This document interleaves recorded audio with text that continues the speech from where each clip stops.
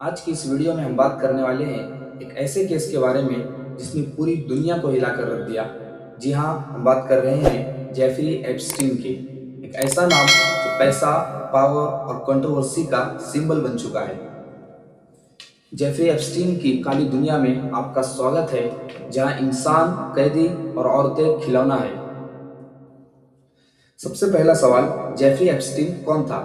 Jeffrey Epstein एक जमाने में ब्रुकलिन के एक स्कूल में मैथ्स पढ़ाता था। वो एक स्कूल टीचर था, लेकिन किस्मत अचानक उस पर इतना मेहरबान होती है कि वो अरबपतियों का फाइनेंशियल एडवाइजर बन जाता है और लगभग 60 करोड़ डॉलर की संपत्ति जमा करके वो मल्टी मिलियनर बन जाता है और उसके कनेक्शन पॉलिटिशियंस, बिजनेसमैन और सेलिब्रिटीज से जुड़ जाते हैं। फिर 1998 में 8 मिलियन डॉलर में वो एक आइलैंड खरीदता है। आप नक्शे में देख सकते हैं 75 एकर्स का ये आइलैंड कैरिबियन में यूनाइटेड स्टेट का एक हिस्सा था। इस आइलैंड का नाम था लिटिल सेंट जेम्स।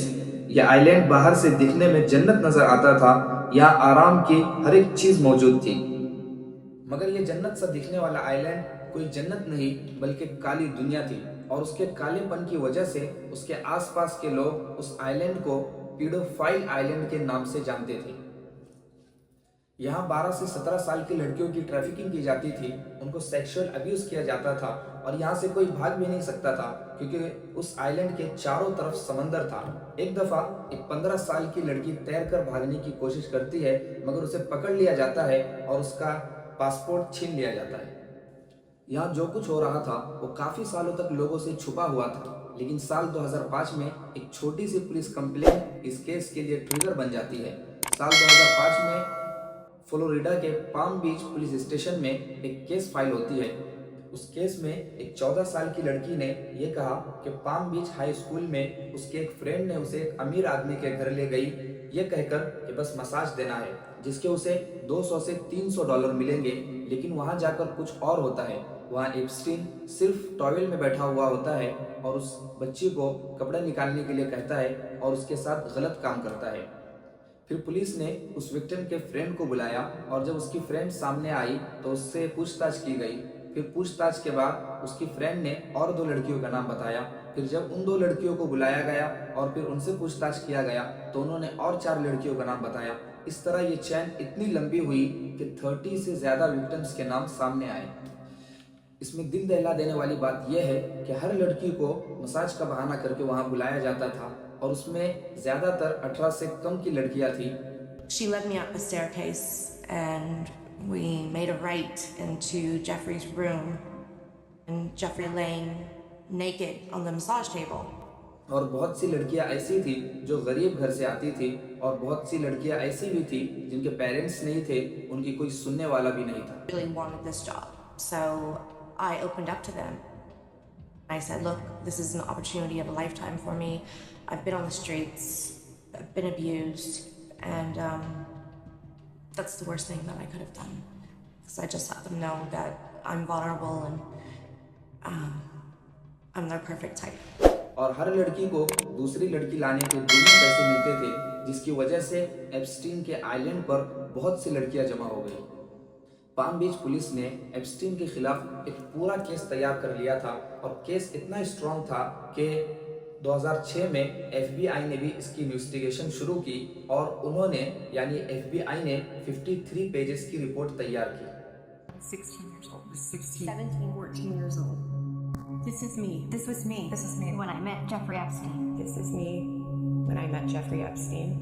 35 विक्टिम्स, दर्जनों गवाह और इतनी सारी रिपोर्ट को देखकर यह लग रहा था कि एप्स्टीन अब हमेशा के लिए जेल में सड़ेगा, मगर पर्दे के पीछे कुछ और चल रहा था। जब केस फेडरल लेवल पर पहुंचा तो चीजें अचानक चेंज हो गई। यहाँ एंट्री होती है कंट्रोवर्शियल लीगल एग्रीमेंट की। इस डील को प्रिपेयर करने से अप्रूव होने तक इसमें सबसे बड़ा हाथ अलेक्जेंडर अकोस्टा का था। इस डील की वजह से फेडरल चार्जेस को ड्रॉप कर दिए गए और सिर्फ स्टेट लेवल पर लिमिटेड चार्जेस लगाए गए, जो कि एप्स्टीन ने एक्सेप्ट किए। और इस डील की वजह से वो जिंदगी भर जो जेल में सड़ने वाला था वो बच गया और उसे सिर्फ 13 महीने की जेल हुई। लेकिन सबसे शॉकिंग बात यह थी कि जेल के दौरान काफ़ी घंटों के लिए उसे रोज़ बाहर जाने की इजाज़त थी। वो सिर्फ रात में सोने के लिए जेल में आता था और इस डील के बारे में किसी को बताया भी नहीं गया, यहाँ तक कि विक्टिम्स को भी नहीं बताया गया। हालांकि अमेरिका का लॉ है कि कोई भी डील हो तो उसके बारे में विक्टिम्स को बताना कंपलसरी है, मगर विक्टिम्स को भी नहीं बताया गया और उसकी सज़ा पूरी होने से 5 महीना पहले ही उसे रिहा कर दिया गया। और ये सब मुमकिन होता है अलेक्जेंडर अकोस्टा की वजह से, और यही अकोस्टा आगे चलकर एप्स्टीन के पुराने दोस्त ट्रम्प की पहली सरकार में सेक्रेटरी ऑफ लेबर बन जाते हैं। Board Secretary of the Department of Labor will be Mr. Alex Acosta. और एप्स्टीन अब नॉर्मल जिंदगी गुजारता है। अब सबको लगता है कि वो बच गया, मगर एक लेडी जर्नलिस्ट जिसका नाम जूली नाइफ ब्राउन था, उसने 2009 के बाद इस केस को क्लोजली फॉलो किया और कई साल स्टडी करने के बाद एक नहीं, दो नहीं, बल्कि कई सारी रिपोर्ट्स पब्लिश की कि सिस्टम ने एप्स्टीन को कैसे बचाया। इनकी रिपोर्ट्स पब्लिश करने के बाद फेडरल अथॉरिटीज़ ने दोबारा इन्वेस्टिगेशन स्टार्ट की और फिर न्यूयॉर्क में एप्स्टीन को अरेस्ट कर लिया गया और सीरियस फेडरल चार्जेस लगाए गए। मगर कहानी में यहाँ पर ट्विस्ट आता है कि ट्रायल शुरू होने से पहले ही 10 अगस्त 2019 को एप्स्टीन जेल में मुर्दा पाया जाता है। ऑफिशियल रिपोर्ट के मुताबिक ये सुसाइड था, मगर लोगों के डॉट्स थे कि उसने सुसाइड नहीं किया बल्कि उसका मर्डर हुआ है। फिर 2024 में ट्रंप ने इस केस को बहुत बड़ा मुद्दा बनाया कि मैं प्रेसिडेंट बनते ही इस एप्स्टीन फाइल्स को रिलीज करूंगा। उसने बहुत से मीडिया पर भी कहा और बहुत से पॉडकास्ट में भी कहा। Would you declassify the Epstein files? Yeah, I would. मगर प्रेसिडेंट बनने के बाद ट्रंप ने बहाने करना शुरू किया और एप्स्टीन फाइल्स को रिलीज नहीं किया। मगर अब लोगों को बहुत गुस्सा था तो लोगों ने खुद इन्वेस्टिगेट करना शुरू किया तो लोगों को मालूम हुआ कि एप्स्टीन और ट्रंप की बहुत पुरानी दोस्ती है। इनकी दोस्ती लगभग 20 साल रही है। इसी वजह से ट्रंप एप्स्टीन फाइल्स को रिलीज नहीं कर रहे हैं। फिर जब लोगों ने प्रोटेस्ट करना शुरू किया तो पब्लिक प्रेशर की वजह से नवंबर 2025 को यूएस कांग्रेस में एक बिल लाया गया जिसमें कहा गया कि जस्टिस डिपार्टमेंट को 30 दिनों के अंदर एप्स्टीन फाइल्स के पूरे डॉक्यूमेंट्स रिलीज करने होंगे। और 19 दिसंबर 2025 को ये बिल पास हो जाता है और ट्रंप को मजबूरन साइन करना पड़ता है। और फिर 19 दिसंबर 2025 को जस्टिस डिपार्टमेंट ने सिर्फ कई हजार डॉक्यूमेंट्स ही रिलीज किए। फिर 23 दिसंबर को 30,000 और डॉक्यूमेंट्स रिलीज किए गए, मगर इन तमाम डॉक्यूमेंट्स पर ब्लैक मार्कर से बहुत सी चीज़ें छुपा दी गई है। मगर लोगों ने जब इन डॉक्यूमेंट्स को डिटेल में पढ़ा तो मालूम हुआ कि इन डॉक्यूमेंट्स के अंदर डोनाल्ड ट्रंप और बहुत से educated person, scientist, billionaire, politicians और बहुत से बिजनेसमैन भी शामिल हैं। मेरे दोस्तों, इस फाइल्स में उन लोगों का नाम आया है जो अपने आप को बहुत अच्छा समझते थे, जिन्हें अपने आप पर बहुत फख्र था कि हम ही सबसे अच्छे हैं, और बहुत से लोग इन्हें अपना आइडियल भी मानते थे। लेकिन इस कहानी में एक और ट्विस्ट है कि अभी सारी फाइल्स रिलीज नहीं हुई है। एप्स्टीन फाइल्स में लगभग 10 लाख फाइल्स है, लगभग 10 लाख डॉक्यूमेंट्स है। तो अभी वक्त के साथ हम देखेंगे कि इसके अंदर और कितने बिजनेसमैन, कितने बिलियनर, कितने पॉलिटिशियंस, कितने सेलिब्रिटीज शामिल हैं। लेकिन मेरे दोस्तों, इन लोगों ने ऐसी हरकत की है कि हम उस चीज़ को तस्वुर भी नहीं कर सकते, हम उस चीज़ को सोच भी नहीं सकते।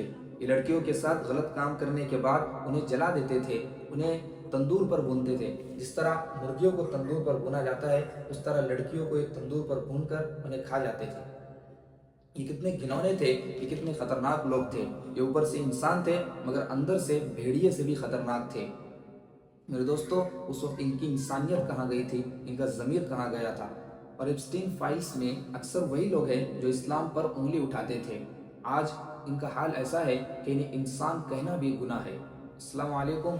अगर आप हमारे चैनल पर नए हैं तो हमारे चैनल को सब्सक्राइब करें और इस वीडियो को ज़्यादा से ज़्यादा शेयर करें ताकि ऐसे दरिंदों की सब लोगों को हकीकत मालूम हो।